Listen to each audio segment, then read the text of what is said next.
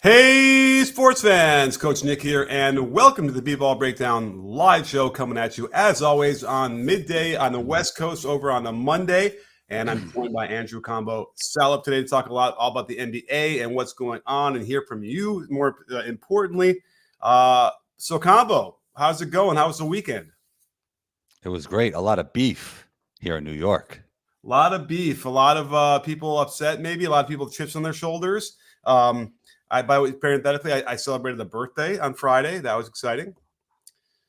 I didn't know it was your birthday. That's crazy. Your birthday? Yeah, you kind of stop counting at some point. At this point, Man, happy birthday, Coach Nick. Thank you. Had a good happy belated. Wow. Yeah, I feel like I should know that. Yeah, you know what? If you clicked on my profile on Twitter on Friday, it would have had balloons. But no, I didn't tweet too much. I was a little busy. Okay. Well, happy birthday, Coach Nick. Thank you. How was your weekend, Combo? It was really good. Yeah, working on the shows. Yeah, watched the Knicks game last night, which was really interesting. Regular season vibes. Yeah, it didn't feel like a preseason game. We might as well get into it a little bit because there was some stuff happening here between Dante DiVincenzo and Rick Brunson, father of Jalen Brunson. Now, you might not remember, but do you remember Rick Brunson as an NBA player? Yes, I do, because I was here in the New York area, and he played for the Knicks. Okay, and you were... I mean, not like I was really young, right? So I just knew he was a player that I used to hear about, but it wasn't like I was watching him on a daily basis. I think during those times I was probably watching more of the Chicago Bulls than even the Knicks at that point, because, Jordan was there. Yeah, I guess that was the time, right? I mean, yeah. One thing that people may not remember is that Rick Brunson was like mean. He didn't mess around at all. There was a few guys back in the day who didn't have to be very boisterous in their toughness. He was a quiet but mean SOB. You don't want to get in the way of him. Corliss Williamson was another one of those guys. Yeah. He's also an assistant coach in the NBA, and I would like to, whenever I run into him, ask him if the young guys he's coaching now have any idea, because he's really nice, now as a coach. But I always ask if they realize how tough that guy was, how mean he was in the court. You didn't want to get near him. I bumped into him out in Indianapolis. Seemed like a really nice guy, actually. He didn't seem mean at all in person. Are you talking about Corliss or talking about Rick? No, Rick. Yeah. No, I know. Yeah. I mean, you know about as you're in your age as you get older. Yeah. Certainly. And also, just because you're one way on the court doesn't necessarily mean you're that way off the court either. That is true as well. Yeah. So what do we have here? We have Dante DiVincenzo coming back, having gotten traded. They had a really nice thing going with all the Villanova guys, and they had to break it up because we talked about this in the last show. If you have a chance to get Cat and you'd already lost your starting center, basically, like you needed to be able to shore that up. This is the way to go. So you have to give up to Vincenzo if you can, right, to get him. But what did it seem like to you? Because they had some people, he was chirping a little bit at the free throw line on a make after a floater over Cat. What did you make of all of that, Combo? Yeah, I mean, even in my own career, I remember like some of my best memories were like just going at it with your old teams, right? Like I think like that chip on the shoulder thing is a real thing, and it's really fun. It's a really fun thing to look back on, and then it kind of brings the best out of you in moments, right? And he came out really strong, but it did sound like he said, like if you kind of used your lip reading skills, like thanks for the trade, Tibbs, but that's not what he said according to him. Mm-hmm. And then also the audio when he was talking on the post-game interview, it wasn't great. Like, I didn't even know what he was saying. I tried to go to a few different outlets. I know he was trying to correct people on what he said, but it was really like, I don't know. I couldn't understand the audio. The audio was really low. What did you make of all of it? And what exactly was he saying? Well, especially when you're going to cover, if you're going to cover, locker room interviews, you got to have a much better mic than that or whatever that was going on. Because there was stuff going on in the background that made that interview with DiVincenzo muddled. But like, that's not going to cut it, and that you shouldn't be using whatever they were using. Hardware aside, it did sound like he was trying to clarify what he said, which was something more to the extent of, I can't finish, right? You didn't think I can finish, Tibbs. I think he was toward the bench, somebody toward the bench. And we kind of think it was Brunson. So he must have had this reputation of a guy who like didn't finish well at the rim. And so he now was like, hitting that. He hit a floater over Cat and one on a tough shot. And so he was sort of making that point where he's like, yeah, I can finish. See, and you shouldn't have said anything to me back then. I suspect his finishing was probably pretty decent. I don't know if I have a chance. I'll look it up in a second while you're talking. But it's just a little bit weird, a little bit chippy, and a little bit, less gracious than you might be as trying to have some vibes coming back to playing against your old teammates. I get, from the reports I hear that he wasn't even happy with his role. So maybe that what his role was going to be this year with the addition of Bridges. So maybe he, you could say it's not like putting his best foot forward, but he might have really felt the way. He might have really felt emotional about what his role was going to be and then being traded. And he brought that into the game and he used it as motivation.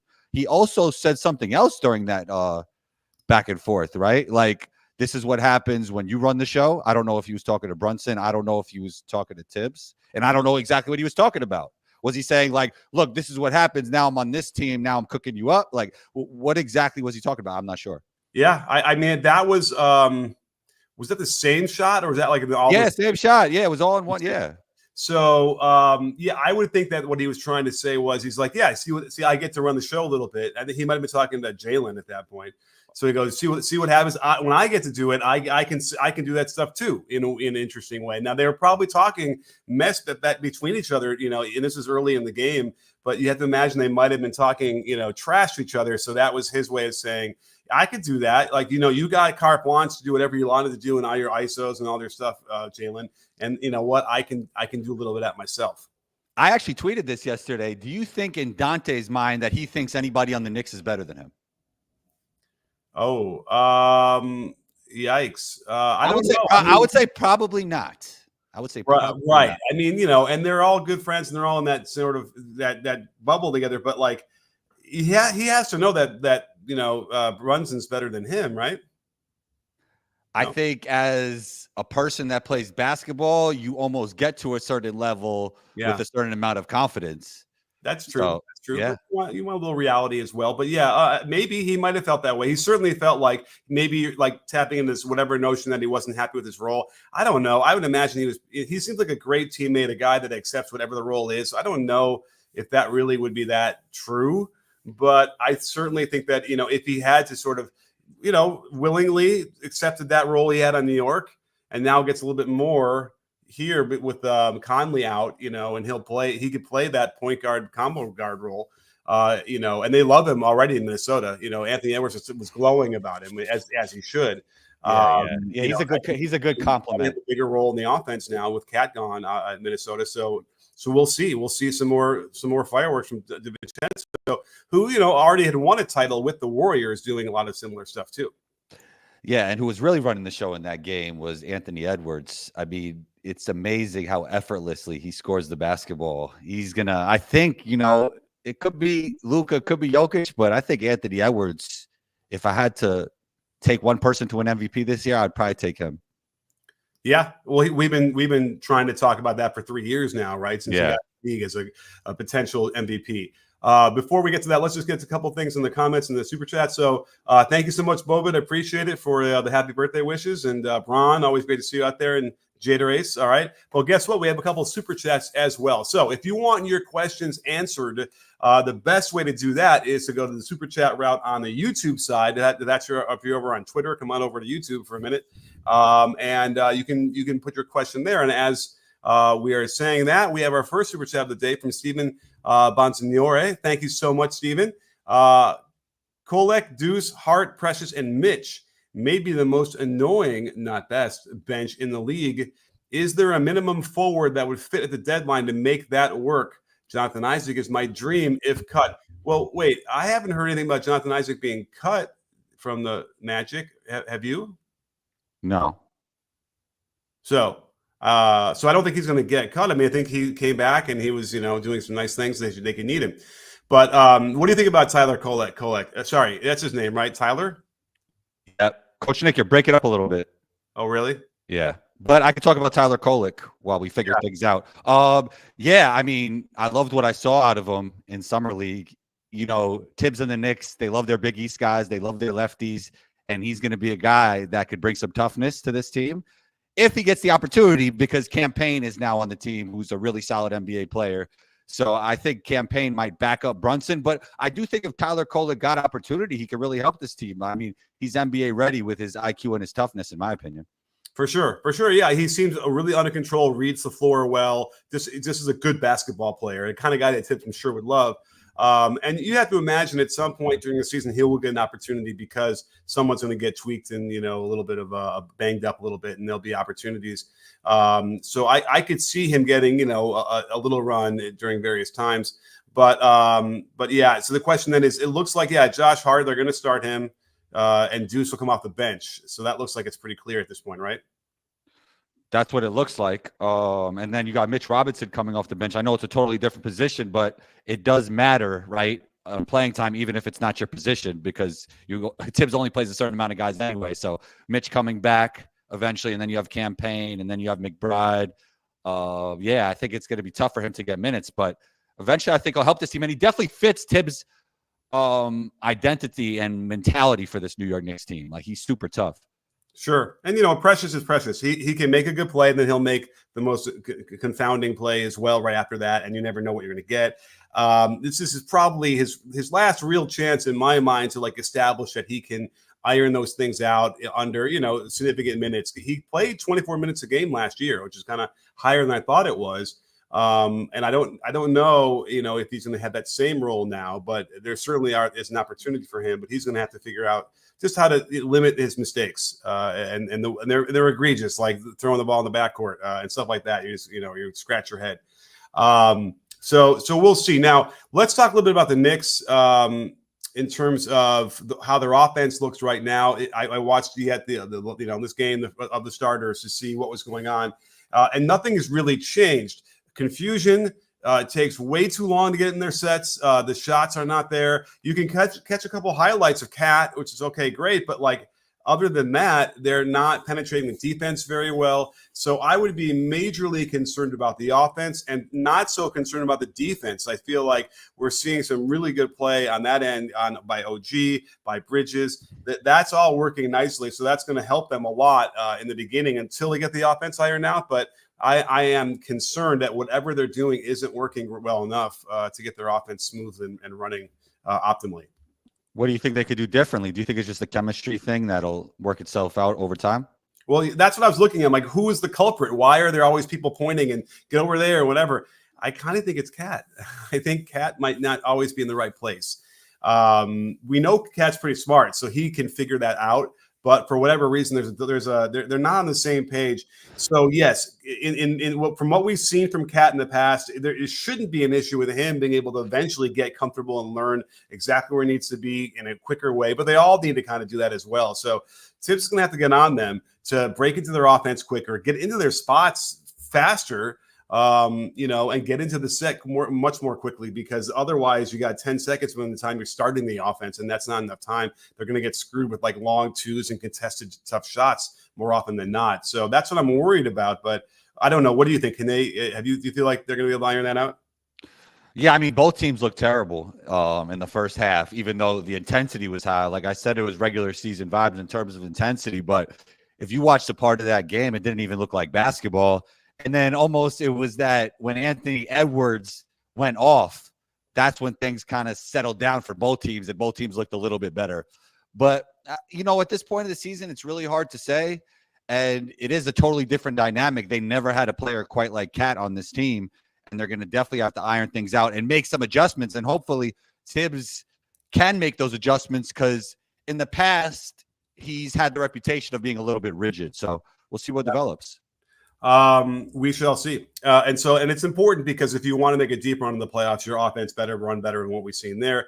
And the question then is is everybody like that? Maybe in the preseason right now, first several games, it's going to look like this, and everyone will iron their things out. So it's not to be concerned yet, but I just would think, it would look a little bit better than this. If you go check my Twitter account. If you haven't, this morning, I posted a thing about, Mikal Bridges' jump shot, because we had seen some clips during training camp of his new mechanics. Have you seen them? Mikal Bridges? Yeah, but it looks the same to me. Oh, well, the biggest difference is that there is a lot higher set point, and I did a side by side from last year. But then I also did one where and then after I showed when he shot his career high 42.5% in Phoenix in 2021. And it's also different. And so someone has decided, or he decided, that he needs to get a higher release point. And I'm just going to tell you, it's going to be hard to break 35% on threes shooting that way because there's no energy transfer. There's no power generation from that far. And it might even affect his 2-pointers as well. So I'm extremely concerned. And it seems like it's a process, like someone did this to him. When you watch the 2021 season, his jump shot's much more fluid. The set point is lower. Everything is much better about it. And I'm just confounded that anybody would have looked at that and then in the intervening years said to him, "Oh, we're going to have to fix this." Like insanity. Anything that would have changed from that year till now should not have changed at all. Yeah, the word form is an interesting word, right? And it really just means like the way you shoot the basketball at the end of the day. And I believe that some make shots because of their form and some make shots despite of their form. Mm-hmm. They get so good in shooting this way that they can make shots. To me, like, I didn't do the in-depth analysis like you. I kind of always thought Mikal had a funny looking jump shot, and he was one of those guys that defied his form and just found a way to rep it out over and over again. Kind of like, not saying he's Reggie Miller, but Reggie Miller was like this. Like, that's not the most ideal way to shoot a jump shot, but it worked for him and he made it work for him. Right. You know what's funny is I was talking to somebody else earlier today about, like, I referenced Reggie Miller because of the high set point, and he's like, I don't think it was that high. And so when he showed me a clip, I'm like, oh, for some reason in my mind, I had reprogrammed my memory to like picture Reggie Miller like getting up here, you know, way up over his head, and then kind of flicking the wrist, and then the wrist would hit the other hand off hand, and it was ugly.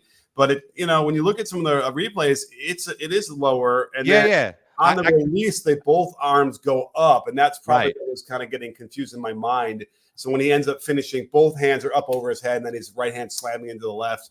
But this is different, obviously. And if you, I remember watching I was at a practice of a Suns practice when Mikal was a rookie, and seeing he had a pretty bad hitch in his shot, and that actually got cleaned up, and culminating in a great shooting season in the bubble in 2021. But for whatever reason, and he's got really long arms, so that's probably part of the issue. Those guys with really long arms like Durant, it's hard to get all that energy transfer smoothly going. So Durant does a 2-motion shot way over his head as well because he's so tall, and so I get it because Bridges is exactly in the same kind of body type.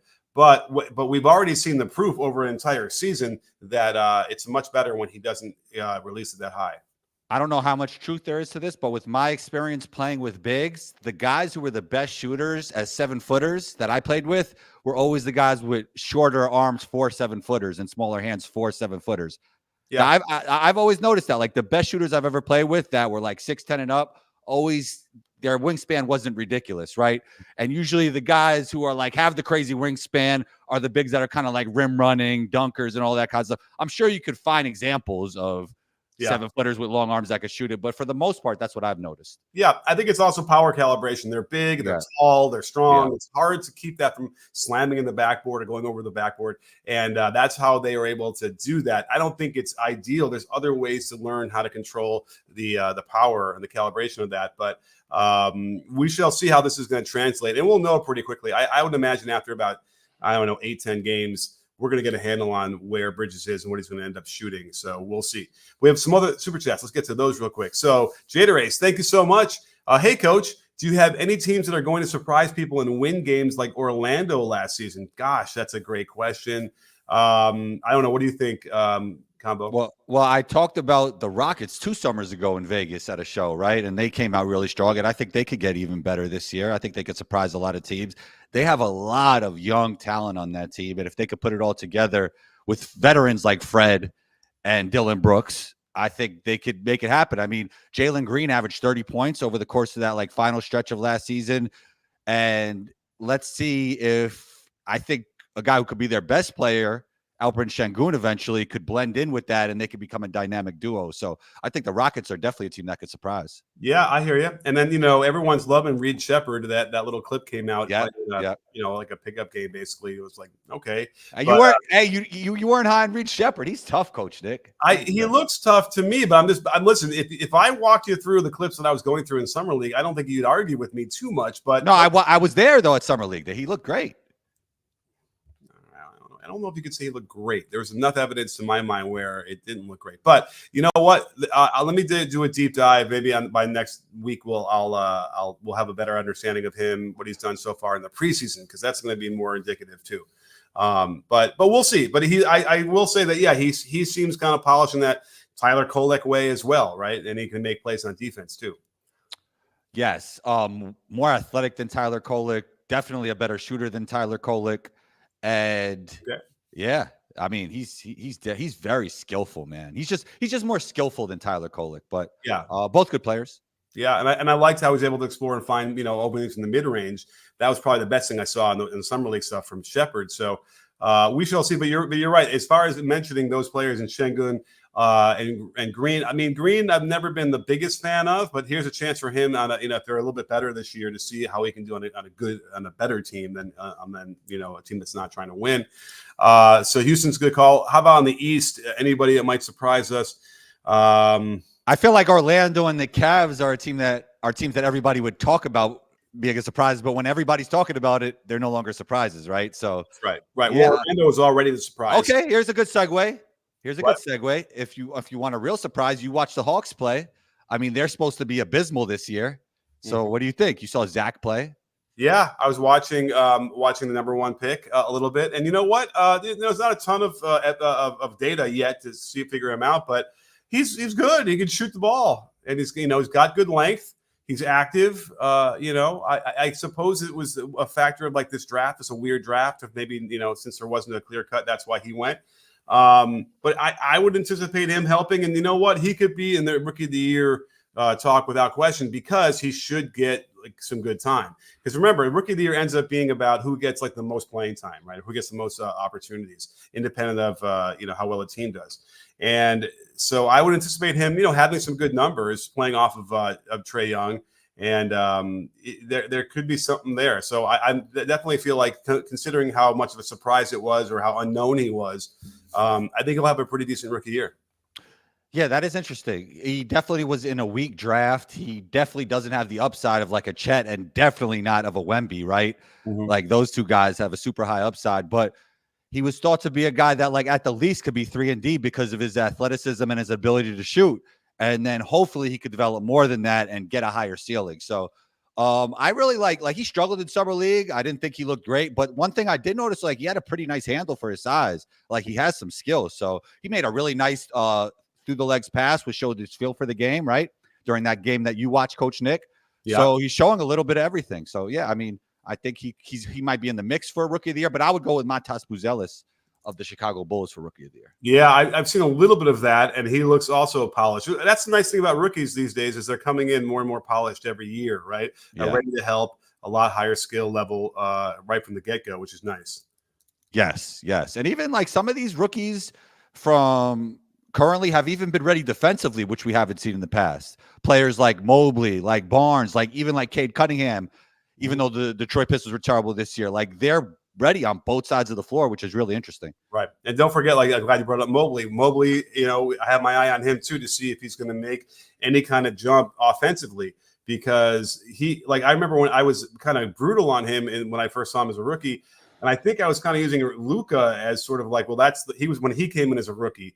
And we have to remember that Luka was an anomaly as well coming in at that. He was as polished as he was in the first year. But again, now here we are again with a lot of other rookies looking a lot more polished than someone like Mobley did as a rookie. So, he's got to prove it to me this year for sure that he's been able that he can handle better decision making, a little bit better shooting. Can he handle short rolls and make decisions there? So we shall see, because Cleveland's going to need it. From him, another step up from him. But let's get to our next super chat. Oh my goodness, Your Highness Charles, thank you so much, Your Highness. I think everyone's ignoring the injury history of Cat and OG. Joel Embiid has played 10 more games than Cat and 15 more than OG the last 4 years. Now that's a great point. And let's get to that's a crazy stat. Joel has played 10 more games than Cat and 15 more than OG the last 4 years. Okay, interesting. So we should not ignore the injury, the Cat, certainly from OG, right? And again, OG and Tibbs mixed doesn't portend well. Tibbs is going to play him a lot of minutes. So hopefully they'll be able to, finally once and for all get him not to do that, and OG to be willing to, cut his minutes down. I mean, OG shouldn't play more than, I would say, 30 minutes a game, 28, 30 tops every game. And it looks like they should be able to do that, right? They could get Precious some minutes. They could find, who else is a forward on that team now? I mean, Jericho Sims is a center, but he might not play a lot. Yeah. So now I'm talking myself into realizing that they're going to have to play him. But, they could go small. They can have Shamet at the 3 and Bridges at the 4. They can. Shamet is not guaranteed. What's that? Shamet, he has a non-guaranteed, but he played pretty well last night. He'll probably. And then when Robinson coming back is going to be helpful all overall too, because you're going to end up seeing OG plays 5, right, or Bridges, one of those two kind of playing 5. So they're going to need Mitchell Robinson to come back. That'll help everybody else too. So they just need a couple more bodies. Now, and then let's talk about Embiid, who now came out and said he's never ever going to play a back-to-back or the second of a back-to-back anymore in the rest of his career, which is interesting. Doesn't affect the playoffs because they don't have any back-to-backs there. I did look it up for at least last year. What did I tell you? Is 14. There were 14 games, which is was pretty high. I was shocked. I know that in the last several years they've been trying to make this schedule more manageable for players. So I was surprised that there was even double-digit back-to-back games. And look for that. It might be possible that they're going to figure out a way to make it where there's nobody has more than 10 in a season. So is it really a big deal? Yeah, I think it's a huge deal. We don't see this often in the NBA. Like, we always hear about it, but there's not a lot of players who come out and say, like, out the bat. Like, Kawhi does it, obviously, but they don't come out and say it. Okay, fair enough. And right, if you go back, and I bet you even the top players, I bet you they missed half of the seconds of back-to-backs on any given. Interesting. It's interesting. We'd have to look at the data. But for him to come out and say it, it just shows how much the NBA has changed. Fair enough. Yeah. I mean, maybe it helps because now if you want to go see him, and you look at the schedule, don't spend your money on that ticket for that. Okay, game. That's interesting. That's an interesting point. Yeah. Because that might be the only way to mitigate like these people who might fly from the Philippines all the way to go see their favorite player, and then they don't play that night. That's horrible. So at least maybe you can look at that and get a little sense. And I would do that for any player now. And any player I would not risk if I was going to spend a lot of money to go see a game and travel somewhere to see him.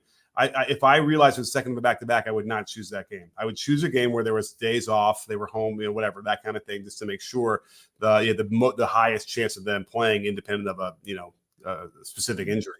You think they'll ever do tickets with like an insurance policy? Like if Steph Curry doesn't play, you get half your money back, or not? They should do that, but no one would want to because they want the money, right? They want to be able to get as much money as possible. But that would but I mean, eventually you might have more people buy the ticket too, right?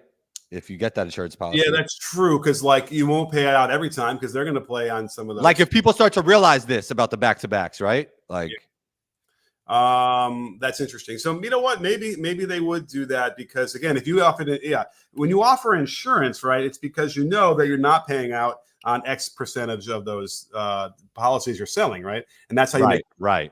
So is it possible, that you buy the insurance and then, the question is, would anybody want to buy that insurance?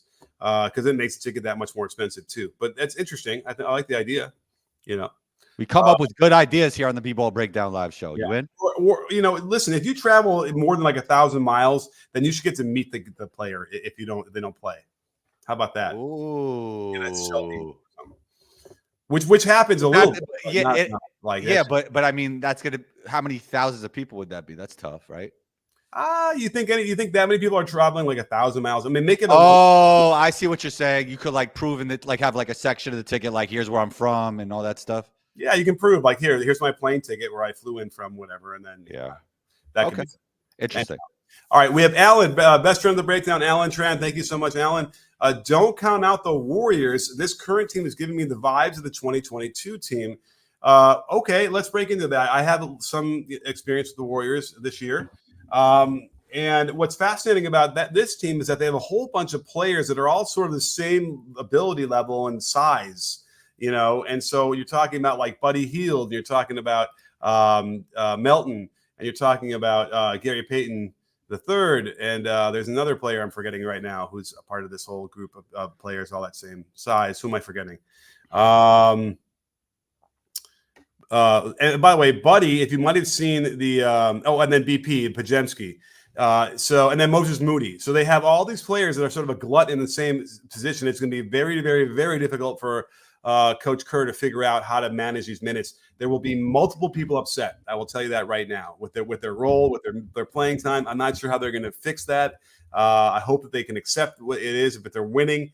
But my prediction for the Warriors will be that their bench will lead the league, and they'll have the best bench in the league. The best bench in the league, really? Yeah, they just have too many players they can bring in that are all like that would be really good against second units. You know what I mean? Like Buddy Hield's not going to start. He's going to play 20-some minutes a game. In the last 5 years, I don't know if you saw that stat. Do you know who made the most? Well, now you know. He's made the most three-pointers of anybody in the last 5 years. Number 2 is Steph. Of course, Steph missed a big chunk of one of those years with an injury, probably exactly 5 years ago, I think it was, or 4 years. And so you have a Klay Steph situation again. You know, Buddy is like that Klay role now. Yeah, that was a great pickup. And we always felt like we could get more out of Buddy, right, than he ever really gave us. Like, he's always a guy like, he should really be able to help a winning team, but it just never manifested itself yet. And maybe this is the time. I mean, he's going to love the catches and the shots he's going to get out of this offense. What's cool about that is I'll have to do a video on it. Everyone's doing 5 out, and there's a lot of similarities with everyone's offense, right? Like either you dribble the ball the wing and swing it to the big on the top, or you hand off to the guy coming out the corner. It's really very much. I totally agree with you. Here's my thing with that. It makes you really easy to guard if you have no rim gravity at all, or somebody rolling to the rim. And I think that for the Knicks is going to be important. Cat needs to roll on this team. He needs to roll. And there's a bunch of bigs like that just they have to roll or it's not going to work. And you're bringing this up because he pops all the time. Yeah. He has to mix it up. Right. He likes that jump shot. He's the best shooting big, whatever he's self-declared. So I get it. But to make things easier for everybody, he's going to have to roll sometimes. But also, the pop doesn't work as well as you don't set it up with some rolls as well. You got to roll because you can get the shot. And it plays into the point I was making about the Warriors is that there's a certain familiarity with defensively when you're guarding against these same offenses every night that if you can figure out ways to set it up where it looks like the normal everyone, I know what they're doing here, and then bam, you hit them. So we just saw this last night. I saw it on Twitter. They were maybe Joe V-Ray, I think, was one who shared it. Was a very typical dribble to the wing, reverse it to the top, to the center, trailing. But then Steph kind of out of nowhere comes and sets a back screen for the guy who passed it from the wing and then comes around. I think it was for a handoff or something for a shot. And that's like totally kind of a random action inserted into what was normally a delay, a 5-out offense. So that's where you're going to get a lot of that openings for everybody. And the passes kind of start to get going and the spacing. I know that Kerr wants to shoot a lot more threes this year. So look for the Warriors to try and maybe capitalize on the 3-point shot in a way that they used to, and they kind of haven't been as much in the last couple of years. I've been noticing with the Warriors when I've been watching them a little bit, they've been getting a lot of their threes on players from the corner, kind of curling up to the wing. Yeah, like handoffs or curls. Curls. Like just, whether if they're going right, the classic left, right step, and then on the other side, same thing. Maybe into a hop, but like it's been like a lot of those like lifting up to the corner into a 3. For sure. And that's a great way to do it because you can get kind of moving fast into a catch, and maybe your man's trailing now and you can find openings, and then all of a sudden they're jumping out to try and stop it. Now you get into the middle. So using the corners to attack out of it's a really important thing that, we've known for 100 years, and you've seen a lot of offenses that kind of design it that to do it that way. But it's really because, you can kind of get running into that catch and then, come off of some cool action into the middle versus sometimes, you get stuck going toward the corner, maybe on other kind of actions that don't, get you in the most advantageous position. So for sure, they understand that one of the best ways, especially because the triangle offense is rooted in that too. So, don't cut out the Warriors. I mean, right now you can't really say that they're a title contender, right? They have Steph, they have Draymond, they have the pedigree there, but a lot of question marks. Obviously Draymond can't play center for extended minutes. Defensively, they probably have a lot of question marks, right? Right. It's like Trace Jackson Davis, like, okay, is he going to be a guy who can anchor? Looney, apparently is in decent shape and can obviously help them on the defensive end, even though they're both undersized. And when you got guys and they're healthy, like Melton and Wiggins, Draymond, like that's a good, there's some good foundational defensive principles. Pajemski on offense is really smart, knows how to play that. And Slow-Mo has been a nice addition. He really has fit in nicely, I think. And you'll watch him make a lot of like really nice plays, a lot of nice passes. So it should be a very fun team to watch, and probably a team that people aren't going to really want to play because they're just going to spread you out. There's only a lot of cutting, a lot of movement, a lot of passing. It's going to be really hard to be prepared for that. Yeah, those teams are always annoying to guard, right? It's almost easier to guard like a team with a star who likes to pound it and shoot over the top of people. Yeah. Unless if that guy's like Kevin Durant or something. But like for the most part, it's like those teams are so hard to guard, and it takes so much bandwidth to guard those teams from a team defensive standpoint. Like I know in the past, like NBA coaches wouldn't have been as afraid of going against Houston with Harden because of that. Harden was going to isolate him, do his thing. And it was sort of easier to guard, quote unquote. And then LeBron's probably in that category as well when they're not doing what they've been doing this year, which is a lot more cutting, a lot more moving. Bron moving and cutting, which has been a revelation to me. So that's exciting. He knows. He knows it's going to make it easier for himself. I know it's Kobe was the same thing. That's one of the biggest issues that I had with him was he never seemed to understand that if you let the offense work for him, his shots would be so much easier and his percentage would be a lot higher, and the team would be better for it. He seemed to never want to embrace that notion, and it was always, as a coach, frustrating. Yeah, I mean, I've been dealing enough in the comment sections. I'm not saying anything about Kobe, man. Rest in peace, Kobe. Okay. All right. Fair enough. That could get crazy in the comment section real quick. Okay. All right. Well, either way, you know what I'm saying, Coach Nick. I do. I hear you loud and clear. Well, let's get to that. Ron, again, Ron is always there for us. Really, really appreciate it. Chet's pregame shooting went viral recently. It was later explained he was doing a hand placement and arc drill. Are these drills actually effective? I dragged that clip in because I was going to do a video on Mikal Bridges' shot change and then talk and add Chet in there. I was going to probably add Edie in there because Edie is shooting some threes. There is some clips of that, and I kind of wanted to see if he had adjusted anything since from college. That said, I don't think there's any college threes. I don't think he took a three. He might have taken one. We'll have to look. But did you see this clip? I did not. You're not on Twitter? I mean, I'm on Twitter, Combos Court. How do you not see? You didn't see this was like everywhere. You didn't see this one? Wow.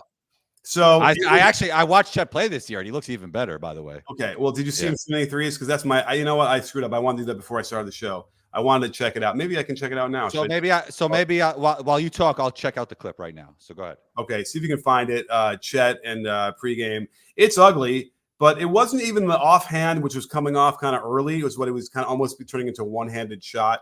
I don't think that kind of drill is that beneficial. I mean, I remember when I was like even playing tennis and working with a coach, and they had me really accentuate like this the preparation of the racket to make sure I got in some position, and it ruined my shot for my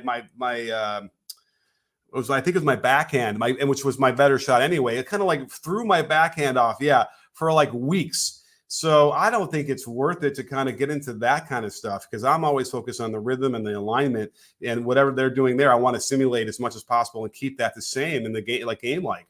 So whatever they were doing there made no sense, and I don't know why Chet didn't say that. It ended up being Williams who had to come out and say that was what they were doing. But independent of that, it wasn't even the offhand or the release thing or the arc. It was that he was bending so low to get those shots off and just slowed everything down and ruined the rhythm. So I'm gonna, maybe I don't know why. I don't know why he would bring his left hand down so early. I guess so. What's the? I mean, it's obviously not the best way to shoot a jump shot. But what are they saying they're trying to do? Like, so if it was a drill for the offhand and you're taking it off early, it's because they think that you shouldn't have an offhand influence on the ball, which is complete nonsense because some of the best shooters of all time had all manner of offhand thumbing or the hand moving with it. Klay Thompson shoots and his left hand moves with the ball too till his arm is almost straight when he's finishing on the release. So whoever thinks that is I know who it is. We all know who it is. And I was going to say it's somebody who is older than me. Because that's what was taught and that was what was stuck to it like a mantra. And unfortunately, we've made strides and realized that that's not always the case. So that's what's happening. Now, I'm going to quickly, while we're talking, I'm kind of curious. I can call up the preseason shot types. Let me get it up here. Let me I see. mean, look, like it didn't look terrible. Looked just like he was bringing his offhand down for no reason, from what I saw. Right. Right. I mean, Right. I think it seems to me like that. With my experience, and I got a lot of it. It would be related to like they don't want the left hand to have as much influence. That's why you would do anything like that. Now I have the three clips right here of him. He's taken 3 threes so far in the one game. And let me just see here real quick. I could probably try and share this, but let me just look at it real quick while we're talking. Do you here. believe in one arm shooting form? I mean, Right. do you believe in one arm form shooting? I really don't. I'm talking about if you're teaching somebody from scratch and they're like 10, I might still do that, but I don't know. Again, you're not doing that in the game. I want you to find the motion that you're going to be in the game. But sometimes I do it, elbow, whatever. But I'm a little bit worried. The first 3 I just saw, no, that was better. I got to compare this now. I'm not loving this at all. I'm gonna have to compare this to last year, but I think his rhythm is different now. I think there's more bending. Let's see here. In the offhand, it looks like, yeah, it's a 2 motion. The rhythm is much different now than I remember it, right? I remember a 1 motion shot, like he can kind of get it off and it was smooth. Yeah. This is not. This is like set point, stop, and then push it out. I don't know. It's hard. At least he's got height, so it's generally hard in my mind to be consistent anywhere near. I wouldn't mess with his shot. He was really efficient last year. So Right. What was it? Do you remember? I think he was 50, 40, 90 for some of the season. Let's see if we can stump combo. You think he was 50, 40, 90 across the board? At one point in the season, he was. I don't know if he ended with it. Well, last year he shot 53% from the field. That's 1. That's good. He shot 37 from 3, so you were close, but that's still pretty good. It's about average. And then he shot, where's free throws? 79% from free throws. So that's still pretty good. And at 37%, I wouldn't have done any kind of major stuff, but I am worried. What I'm seeing. So I'm going to have to. Well, they're saying it's a drill. I think they know that you're not supposed to drop the hand down and ruin balance. Right. Watch the first 3 he takes in that game, which is probably somewhat close to when he was doing that drill like they did before the game. And the left hand does something a little bit similar to what we saw in that drill, and that shouldn't happen either. That's why it's like, I don't know. Didn't they? Oh yeah, they got the Spurs guy. They got the Spurs guy in there, right? The Spurs guy, yes. I don't know his name. I forgot his name. What's his name again? Chip England. Yeah, that's right. Yeah, nice guy. But he's of a different era. Where is that shot that I saw him? It's the first one. Sometimes synergy screws around with me. Okay, so here it is again. Let me see. Yeah, if I go frame by frame. I mean, he did help Kawhi become a great shooter. He did.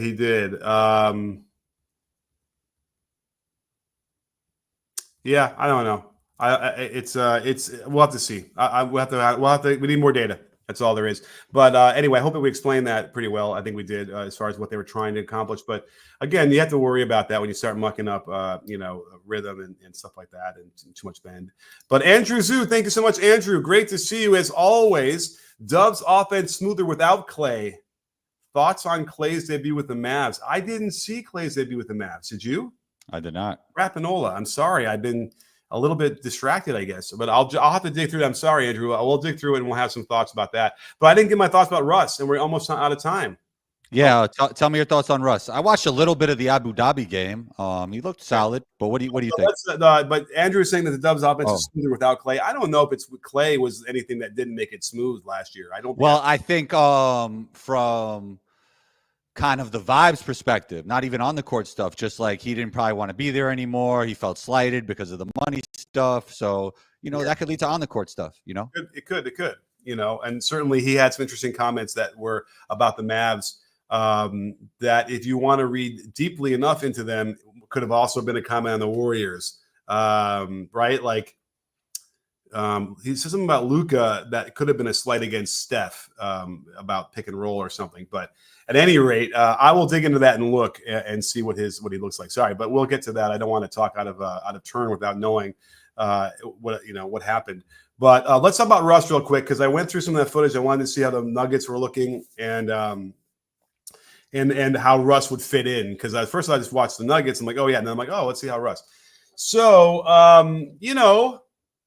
the they had Russ set a ball screen for Jokic on the nail and then roll, and Jokic lobbed it up to him for a dunk. That was nice. I mean, look, how long have I been talking about this? Like, he needed to play the super Bruce Brown role when he went to the Lakers. Like, I said that back when he went to the Lakers, that he just didn't want to do that, or the team didn't put him in that position. But now we find him on the Nuggets doing Bruce Brown stuff. I said this years ago. He has no gravity, so it's a problem. His man. Yeah, Bruce Brown was a better shooter, so that's a difference. And so as a result, you have to find ways to mitigate that, and that would be like running that kind of stuff. They only did it once, so okay, that I saw, and then but other than that, you have he missed a few layups, or he missed a layup in a transition that was just what we've accustomed to seeing from him. He does that way too often. And then he had a couple of other plays that were, again, the Russ stuff that makes you just kind of scratch your head and go like, what is happening here? So that is a little, I don't think we're going to see, I think it'll be okay. I do see a little bit of him getting in the corner, moving up without the ball a little bit more than I thought he would. And that's good. But again, I think they're going to get the 20 minutes from him, and some games it'll be really good, and some games it won't be as good. Oh, you think they're legit this year? They have to be with Jokic, right? I mean, yeah, they're going to compete. They're going to be good. Murray doesn't look good, but it's preseason, so maybe that's something. But that was the whole Olympics too. That's the issue. I was going to say because of the Olympics, maybe it's not whatever, but you're right. No, he wasn't good from the Olympics either. So something's up with him. He's dragging a little bit. I don't know what it is. And also I think he struggled a little bit last playoffs too, right? Towards the end. Yeah. So we got to keep our eye on Jamal Murray to figure out whether or not who he really is. Is he the guy in the bubble, right? Well, he won a championship. He solidified in some ways, right? Yeah, that's true. Yeah. But it hasn't sort of been the same in a way that like he needs to. And regular season Jamal has never been as good as playoff Jamal for the most part. Why? He just hasn't been good in general. Like he's better in the playoffs. Yeah, I guess that's true. Yeah. So anyhow, they need to figure that out, and he can't be out of shape. Like you don't play in the Olympics, because you're not. I mean, I guess it was a month and a half. Like you could have gotten out of shape in that period of time, but he didn't go into the He didn't even go into the Olympics in shape. I mean, okay, it's fascinating how that would be possible, having come off of like the playoff run and then into the Olympics.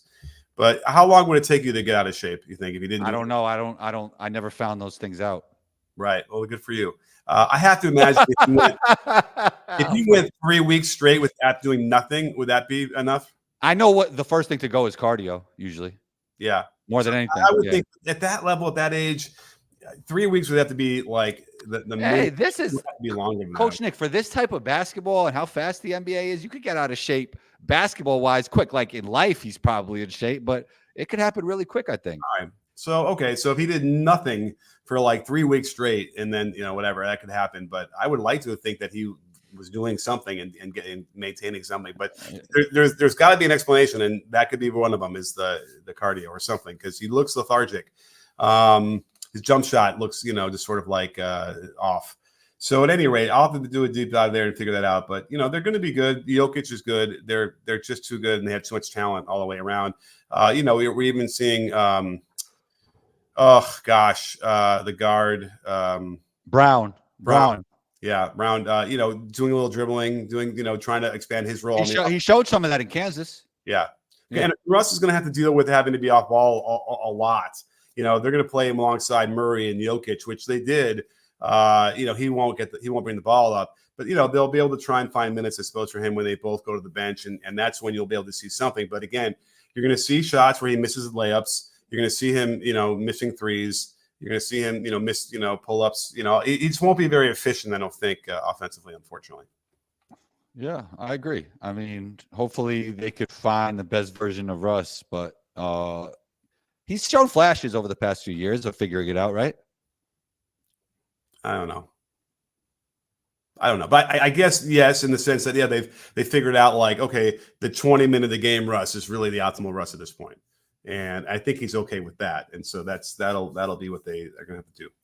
But we shall see. But I think I got to go record my political podcast now. Sounds good. It really isn't at this point in this situation before the election, I got to tell you. Well, you're working and you love what you do, so that's why it sounds good. I do, but it ain't easy. It ain't easy, combo. But we'll be back again, I guess, next week to continue talking about stuff. And then guess what? The regular season's starting a week from Tuesday. Nice. We're here. I'm not mistaken. So we'll be able to do a lead-off show on next Monday about what's going to. We'll do some sort of preview. Maybe I'll bring some clips in. We'll talk about them. Sounds great. Looking forward to it. All right. Well, thanks everyone. Thanks all the super chats. Love it. Really, really appreciate it. It really helps us keep the show going. And don't forget, we'll always be here. I think this is our good sweet spot, right? Every Monday. Sounds good.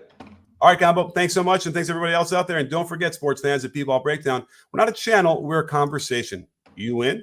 Are you in, Combo?